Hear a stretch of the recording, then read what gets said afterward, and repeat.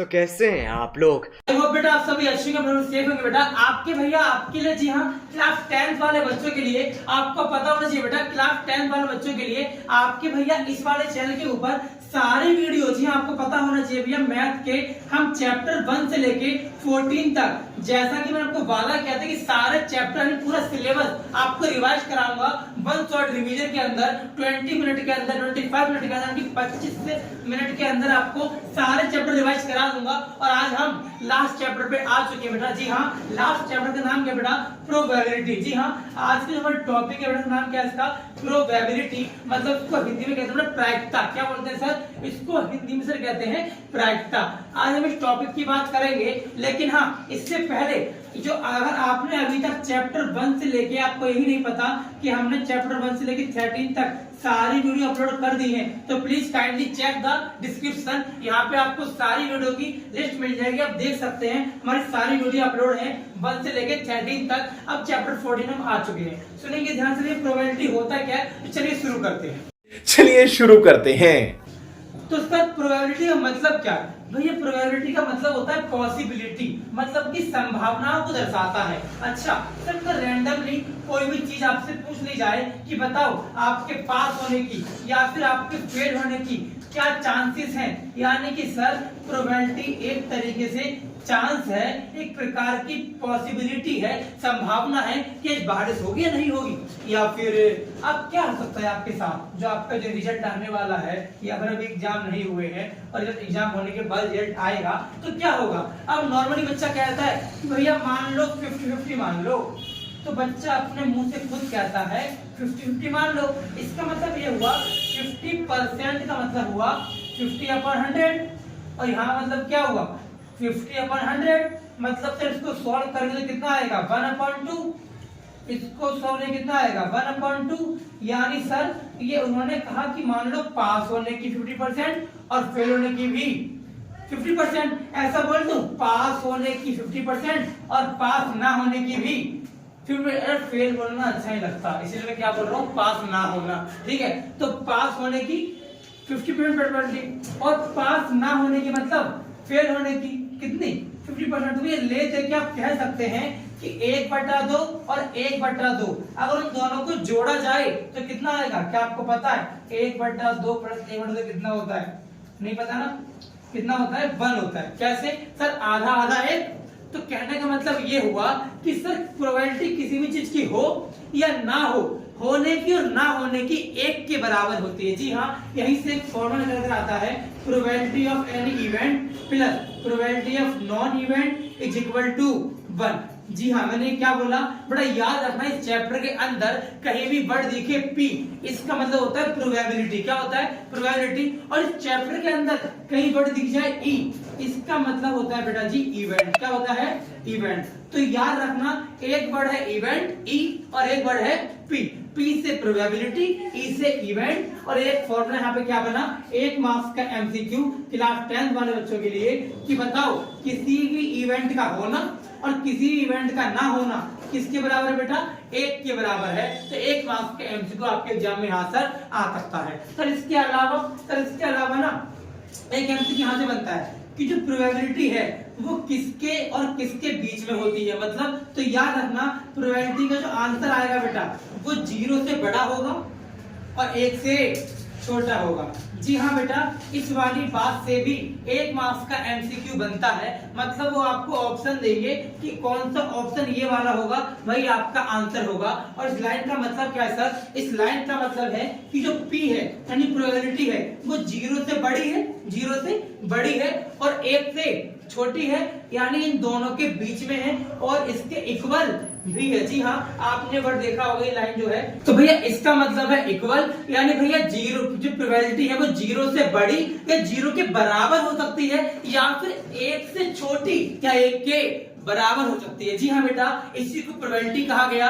मतलब प्रोबेबिलिटी भैया ऐसा करना चाहते हो क्या, जब भी मैं इसका आंसर निकालूंगा तो मेरा जो भी आंसर आएगा वो जीरो और 1 के बीच में आएगा। जी हाँ, जैसे 0.1, 0.2, 0.9 या फिर 1, लेकिन रहेगा 0 और 1 के बीच में, और मोस्टली इसका आंसर बेटा फ्रैक्शन में आता है। आगे बात में यहाँ तक। इसके अलावा सर यहाँ पे प्रोबेबिलिटी का फॉर्मूला क्या है, सुनना ध्यान से। सर फॉर्मूला क्या दिया गया हमें फॉर्मूला बताया गया। प्रोबेबिलिटी किसी भी चीज प्रोबेबिलिटी निकाल रहे हैं वो लिखते हैं ब्रैकेट में, यानी probability of any event, probability of any event is equal to favourable outcome, क्या बोला मैंने, फेवरेबल आउटकम, और अपॉन में total number of outcome, total number of outcome. Sir outcome क्या होता है, सुनो ध्यान से फिर। सर आउटकम का मतलब हो गया, इसको हिंदी में परिणाम कहते हैं। क्या बोलते हैं जी, परिणाम कहते हैं। लेकिन इसका साफ से मतलब ये हो किसी भी चीज की क्या क्या पॉसिबिलिटी हो सकती है, क्या क्या आउटकम हो सकते हैं। तो सर आउटकम को समझने के लिए पहले ये समझो कि भैया आउटकम का मतलब ये हुआ कि सपोज करो कॉइन है। अब एक कॉइन को टॉस करने पे क्या क्या आएगा, एक कॉइन को टॉस करने पे या तो हेड आएगा या फिर टेल आएगा। तो भाई कहने का मतलब ये है कि हेड या टेल जो आया वही तो आउटकम है। अच्छा सर, मतलब किसी चीज को यूज करके उसके क्या परिणाम हुए, क्या रिजल्ट आया, इट्स कॉल्ड आउटकम। जी हाँ बेटा, और इस चैप्टर की भाषा है बेटा आउटकम को सैंपल स्पेस भी कहते हैं। जी हाँ, जो बच्चे मेरे क्लास 11th वाले ये वीडियो देखना चाह रहे हो या देख रहे हो, तो जो 11th में पढ़ेंगे आगे जाके आप खुद, तो क्लास 11th वाले बच्चे जो है बेटा उनके सामने फिर से चैप्टर देखने को मिलेगा, लेकिन वहां पर आउटकम वर्ड का नाम निशान ही नहीं है। उनको बार बार वर्ड एस यूज करना पड़ रहा है, और उस एस का मतलब सैंपल स्पेस है। क्या बोला मैंने, एस का मतलब सैंपल स्पेस है। मतलब सर आउटकम का मतलब सैंपल स्पेस भी होता है। जी हाँ, आउटकम का मतलब सैंपल स्पेस भी होता है। ठीक है बेटा, तो आगे बात करते हैं करके कि सर आपने क्या समझाया कि प्रोबेबिलिटी ऑफ एनी इवेंट का फॉर्मूला क्या हो गया कि फेवरेबल आउटकम अपॉन में टोटल नंबर ऑफ आउटकम या फिर टोटल पॉसिबल ऑफ आउटकम से डिवाइड करने पर जो आएगा वो प्रोबेबिलिटी का आंसर होगा। जैसे अगर मैं आपको बताऊं हेड आंसर प्रोबेबिलिटी क्या होगी, तो आप बोलोगे सर हेड या टेल, टोटल 2 ऑप्शन है। अब हेड का पूछ रहे हैं तो हेड कितनी बार आएगा, एक बार, तो ऊपर लिख देंगे 1 और नीचे लिख देंगे 2।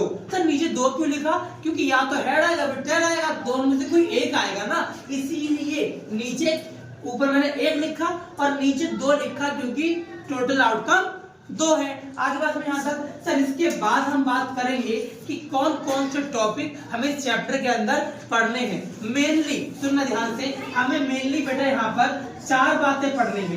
सर पहली बात है, आपके माइंड में नंबर सिस्टम बहुत अच्छे से आना चाहिए। जी हाँ बेटा, इस चैप्टर को समझने के लिए आपको मैथ की बेसिक नॉलेज, मतलब कि इवन नंबर क्या होता है, ओड नंबर क्या होता है, प्राइम नंबर क्या होता है, ये सभी बातें पता होनी चाहिए। सर इसके अलावा बेटा यहाँ पर एक कॉइन का कॉन्सेप्ट है। जी हाँ, एक सिक्कों का कॉन्सेप्ट है, आपको वो पता होना चाहिए। और बेटा इसके अलावा इस चैप्टर के अंदर एक डाइस का कॉन्सेप्ट है, यानी कि हिंदी में कहते हैं पासा, गोटा, लूडो का गोटा वाला ना, उसे कहते हैं लूडो वाले को डाइस। सर इसके अलावा एक यहाँ पर कार्ड का कॉन्सेप्ट है। जी हाँ, नॉर्मली टोटल ये 4 बातें अगर आपने सीख ली तो समझ लो कि पूरा चैप्टर आपके लिए हलवा बन गया भाई साहब, देखते ही खा लोगे। कि 4 चीज समझनी है आपको। क्या, पहला नंबर सिस्टम, कि नंबर जो होते हैं, ओड नंबर क्या, इवन नंबर क्या, प्राइम नंबर क्या, ये सभी बातें। तो ये सभी बातों के लिए समझने के लिए आप हमारी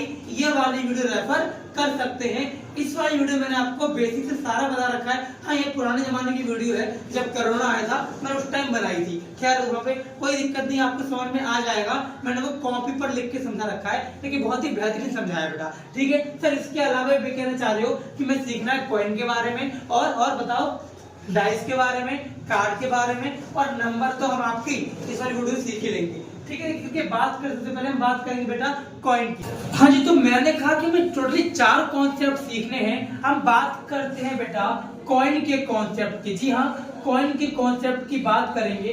जो कॉइन में नॉर्मली हमें 3 चीज सीखनी है। सर क्या क्या, एक तो हम क्या कर रहे हैं, एक कॉइन को 1 टाइम टॉस कर रहे हैं। क्या बोला मैंने, एक कॉइन को 1 टाइम टॉस कर रहे हैं। फिर मैंने कहा मैं उसी कॉइन को 2 बार उछाल रहा हूँ। 2 टाइम टॉस कर रहा हूँ, ये मैंने कहा मैं उस कॉइन को 3 टाइम टॉस कर रहा हूँ। क्या कहा मैंने? एक कॉइन को 3 टाइम टॉस कर रहा हूँ। सर मेनली मुझे ये पता होना चाहिए जब कॉइन को टॉस करते हैं तो कितने आउटकम आते हैं। सर मतलब ये कहना चाहते हो आपको टोटल आउटकम पता होना चाहिए। जी हाँ, जैसे ही मुझे इतनी बात पता होगी तो according to my probability formula मैं नीचे इसकी वैल्यू डाल दूंगा। हाँ सर अभी आपने समझाया था कि प्रोबेबिलिटी का फॉर्मूला होता है फेवरेबल अपॉन में टोटल। तो अगर आपने ये पता कर लिया कि एक कॉइन को एक बार उछाला तो क्या क्या आएगा, मतलब कितने आउटकम आएंगे, तो उस चीज को नीचे लिख देंगे। जी हाँ, बिल्कुल सही समझ बेटा, बिल्कुल सही समझ आप, यही करना है हमें। यानी भैया अगर मैं एक कॉइन को एक बार उछालूं तो आपने अभी तो बताया था या तो हेड आएगा या फिर टेल आएगा। जी हाँ बेटा, जब कॉइन को एक बार टॉस करते हैं या तो हेड आता है या फिर टेल आता है। सर अगर क्वेश्चन ऐसा बोले एक सिक्के को 2 बार उछाला बेटा, या एक सिक्के को 2 बार उछाल दो या 2 सिक्कों को एक बार उछाल दो, क्वेश्चन दोनों में से कोई सा ही वर्ड यूज कर सकता है, लेकिन उसके लिए आंसर क्या होगा देखना, ये अब सिखाने वाला हूँ आपको। सर जो 2 टाइम वाला कॉन्सेप्ट है इसमें कुछ नहीं करना, बच्चे यहाँ कंफ्यूज रहते हैं। बच्चे को कहते हैं, ऐसे बोलते हैं भैया एक HH आएगा, एक HT आएगा, एक TH आएगा, एक TT आएगा। अरे हमें ना इससे बेटर तरीका सीखना है, एक इससे अच्छा तरीका आपके लेके आऊं, सुनना ध्यान से वो तरीका क्या है। देखो जी, हम क्या करेंगे अपनी मर्जी से, यहाँ लिखेंगे 1, यहाँ लिखेंगे 2। अब समझना क्या तरीका आपको सिखाने जा रहा हूँ। ये तरीका आपको कोई नहीं बताएगा बेटा, इस तरीके से हम सारी बातें निकाल लेंगे। याद रखना जब भी कॉइन का केस आएगा तो कॉइन के केस में अपने मन में सेट कर लो एक फॉर्मूला है 2 की पावर n। जी हाँ, क्या है बेटा फॉर्मूला? 2 की पावर n। सर इसका मतलब क्या है? सर इसका मतलब है n मतलब number of toss, number of उछालना। अच्छा सर मतलब अगर एक बार उछाला तो यहाँ पे 2 की पावर 1 लिख दो। जी हाँ, अगर आपने एक बार टॉस किया है तो 2 की पावर 1 लिखो और टोटल आउटकम कितने आ गए? 2। सर जो 2 की पावर n है ना, एक टोटल आउटकम का फॉर्मूला है। अच्छा मतलब अगर n की जगह 1 लिखा, इसका मतलब ये एक बार उछाला और आंसर आया 2, यानी कि टोटल आउटकम 2 हो गए। हाँ जी, अगर आपने 2 बार उछाला तो 2 की पावर 2 यानी टोटल आउटकम 4 हो गए। अगर सर आपने 3 बार टॉस किया तो 2 की पावर 3 यानी टोटल आउटकम 8 हो गए। अच्छा सर, यानी इस तरीके से मैं टोटल आउटकम बता कर सकता हूँ। भैया इसके बाद क्या करूंगा आप बताओ ना, 1 2 वाला क्या था? ये देखो कुछ नहीं करना, ये 1 है तो एक बार लिखो हेड, एक बार लिखो टेल, एक बार लिखो हेड, एक बार लिखो टेल। सर आपने 4 बार क्यों लिखा? क्योंकि मैंने पहले ही पता लगा लिया 2 की पावर 2 मतलब 4 होता है, यानी कि सारे टोटल आउटकम होंगे तो वो 4 ही आएंगे, इसीलिए मैंने यहाँ पर हेड या टेल लिख दिया। और भैया 2 में आप क्या लिखोगे? बेटा मैं 2 में लिखूंगा 2 बार हेड और 2 बार टेल। क्या लिखूंगा? 2 बार हेड और 2 बार टेल लिखूंगा। अच्छा सर मतलब आपने ना वो याद करने से अच्छा आपने तरीका बना दिया कि इस तरीके से हम 4 पता कर सकते हैं। एक हो जाएगा हेड, एक आ जाएगा हेड टेल, एक टेल हेड और एक टेल टेल। हालांकि बच्चे कहते हैं सर ये तो इजी है, तो याद ही कर लेंगे, अगर ये कर लेंगे वो कर लेंगे तो अपने आप सवाल करते करते याद हो जाता है। लेकिन मैं कहूंगा कि आपको ये वाला याद तो हो सकता है, लेकिन यहाँ पे आप भटक जाओगे 3 टाइम टॉस का, क्योंकि वो एग्जाम में ऐसे ऐसे क्वेश्चन बनाते हैं कि बच्चा समझ ही नहीं पाता। इसीलिए बेस्ट तरीका क्या है, इनको याद करने से अच्छा इनको निकालना सीखो, जब मैं निकालना सिखा रहा हूँ कि कैसे निकालते हैं। ठीक है, इसके बाद हम बात करेंगे जो 3 टाइम टॉस की। तो इसका तरीका बहुत सिंपल है, यहाँ लिखा 1, यहाँ लिखा 2, 1 2 का 4, 1 2 का 4। तो कुछ नहीं करना सर, सबसे पहले ये पता होना चाहिए कि एक सिक्के को 3 बार टॉस करने पे टोटल कितने आउटकम आएंगे। तो मैंने पता लगाया 2 की पावर n होता है फॉर्मूला, यानी 2 की पावर 3, तो कितना आया था? 8 आया था। यानी सर ये बात तो फिक्स हो गई कि 3 टाइम टॉस करने पे आउटकम आएंगे। तो अब वही करने वाला, यहाँ पे क्या था बिल्कुल वही करने वाला हूँ। पहले लिखूंगा head tail, head tail, head tail, head. Sir कितनी बार लिखेंगे तो बताओ, देख लो ना टोटल आउटकम कितने आए थे? 8, तो 8 बार लिखेंगे। चेक करो 1 2 3 4 5 हो गए ना, 2 2 4 2 6 2 8। सर इसी यहाँ पे क्या लिखोगे? 2 में, बेटा 2 में लिखूंगा 2 बार हेड, 2 बार टेल, 2 बार हेड और 2 बार टेल। अब भैया इसमें क्या लिखूंगा 4 में, बेटा 4 में लिखूंगा 4 बार हेड और 4 बार टेल। अच्छा सर, मतलब ये तो बहुत इजी तरीका है। इस तरीके से आपने एक बार फिर से हमें ये सिखा दिया कि जब एक ही सिक्के को 3 बार उछाल दो या 3 सिक्के को 1 बार उछाल दो तो आपके सामने 8 केस निकल कर आएंगे। वो 8 के 8 केस आपके सामने लिखे हुए बेटा। दो, एक है एच एच एच, एक है एच एच टी, जी हाँ एच एच टी, एक है H T H T H, एक है एच टी टी, एक है टी एच एच, एक है टी एच टी टी, एक है टी एच, एक है टी, एक क्या है टी। आगे बात में यहाँ तक इतना कुछ सीखने के बाद हमने अभी तक ये सीखा कि कॉइन को कितनी बार टॉस किया जाए तो क्या क्या आउटकम आएंगे। लेकिन यहाँ से एक बहुत ही खतरनाक क्वेश्चन आता है पेपर में, वो 2 वर्ड लिख के देता है। या तो लिख के देगा बेटा एट लीस्ट या लिख के देगा एट मोस्ट। हमें ये समझना बहुत जरूरी है। तो इसका मतलब क्या है बेटा जी, एट लीस्ट को हिंदी में कहते हैं कम से कम। क्या बोलते हैं? कम से कम। सपोज करो उसने बोला कि एट लीस्ट 1 हेड आना चाहिए। क्या बोला? कम से कम 1 हेड आना चाहिए। जब मैं सिक्के को उछालूं 3 बार, सुनना मेरी बात ध्यान से, मैंने कहा अगर सिक्के को 3 बार टॉस किया गया है तो बताओ ऐसे कितनी पॉसिबिलिटीज हैं, ऐसे कितने आउटकम आएंगे जिसमें क्या होगा, एट लीस्ट कम से कम 1 हेड आएगा। तो देख लो यहाँ पर सर, इसका मतलब क्या है? इसका मतलब है कम से कम, मतलब इससे ज्यादा भी हो सकता है। सपोज करो मैंने आपसे कहा मुझे कम से कम इस टाइम 50 रुपए की, मैंने क्या कहा कि मुझे कम से कम इस टाइम 50 रुपए की नीड है। इसका मतलब ये भी है कि कम से कम मुझे 50 तो चाहिए, इससे ज्यादा मिलने तो और अच्छी बात है। तो कहने का मतलब ये कम से कम का मतलब होता है, एट लीस्ट का मतलब होता है उतना चाहिए, उससे ज्यादा भी चलेगा। तो 1 हेड का मतलब चेक करो यहाँ पे कहां पर 1 हेड है। सर देखो इस वाले में 1 हेड है, हाँ जी सर इस वाले में 1 हेड है। सर इस वाले में भी 1 हेड है, हाँ जी सर इसमें भी 1 हेड है। सर इस वाले में 1 हेड है, हाँ जी सर इसमें भी 1 हेड है। सर इस 3 में 1 हेड हो गए। लेकिन इस कॉन्सेप्ट के हिसाब से इसने कहा एट लीस्ट 1 हेड, यानी कम से कम 1 हेड हो सकता है, इससे ज्यादा भी हो सकता है। मतलब सर ये भी आंसर के अंदर बनेगा? बिल्कुल बेटा, यानी 2 वाले भी आंसर का पार्ट बनेंगे। और खास बात तो ये 3 वाले भी आंसर का पार्ट बनेंगे। तो क्या आंसर का पार्ट नहीं बनेगा?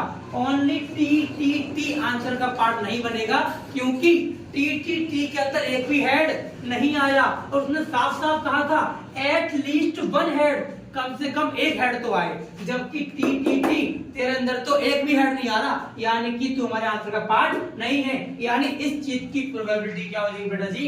7/8। सर 7 क्यों लिखा? क्योंकि टोटल 8 आउटकम थे, 8 में से 7 मेरे फेवरेबल है, मेरा फेवरेट है। सर फेवरेट क्यों है? क्योंकि जो क्वेश्चन निकालना है वही तो फेवरेट है। और टोटल क्या है देख लो, टोटल कितने आते हैं? 1 2 3 4 8 ही तो थे। हाँ जी सर 8 थे। ये आंसर आपने सिखाया एट लीस्ट का। अगर सेम ऐसे ही क्वेश्चन एट मोस्ट का आ जाए कि ज्यादा से ज्यादा, तो याद रखना इस वर्ड का मतलब है ज्यादा से ज्यादा, मतलब इससे कम भी हो सकते हैं। यानी कि अगर मैं आपसे कहूं एट मोस्ट 1 हेड, इसका मतलब ये हुआ कि इससे कम भी हो सकते हैं, लेकिन 1 तो होना ही चाहिए। ठीक है जी, तो ये सारा कॉन्सेप्ट था बेटा कॉइन का।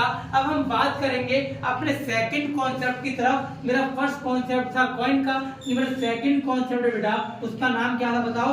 उसका नाम था डाइस। जी हाँ, इसे हिंदी में कहते हैं पासा। अब बात करेंगे हम पासे की, सुनना ध्यान से। जी बेटा, तो बात करेंगे अगर डाइस की, पासे की बात करेंगे तो डाइस को हिंदी में कहते हैं पासा। और याद ये रखना है कि सर ये डाइस वही है जो बच्चों ने वो कहते लूडो खेलते थे। उस लूडो के अंदर एक गोटा हुआ करता था, उसके अंदर 1 से लेके केवल 6 तक काउंटिंग हुआ करती थी। तो आपसे एग्जाम में ये पूछ ले कि बताओ एक डाइस को टॉस करने पर, जो डाइस के साथ टॉस वर्ड यूज नहीं करता, थ्रो यूज करता है। तो यार अपना डाइस को थ्रो करेंगे तो सर 1 से लेके 6 तक काउंटिंग आएंगी, और उसने बोल दिया कि बता 7 आने की प्रोबेबिलिटी क्या होगी, तो 7 तो होता ही नहीं है, यानी आंसर इज 0। तो याद रखना प्रोबेबिलिटी 0 भी हो सकती है in case of when outcome is null. जब आउटकम ही कुछ नहीं होगा तो आंसर क्या होगा जी, 0 होगा।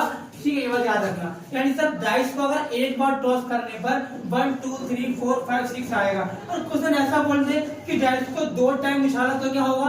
याद रखना आपके सिलेबस में 1 टाइम वाला है और 2 टाइम वाला है। तो 2 टाइम का बहुत सिंपल है, याद रखना इसके लिए फॉर्मूला 6 की पावर n। क्या बेटा, 6 की पावर n। सर n मतलब आगे नंबर ऑफ थ्रो कि कितनी बार उछाला गया। अगर सर एक बार उछाला तो आंसर 6 आएगी, और क्या देख लो 1 2 3 4 5 6 तो आए।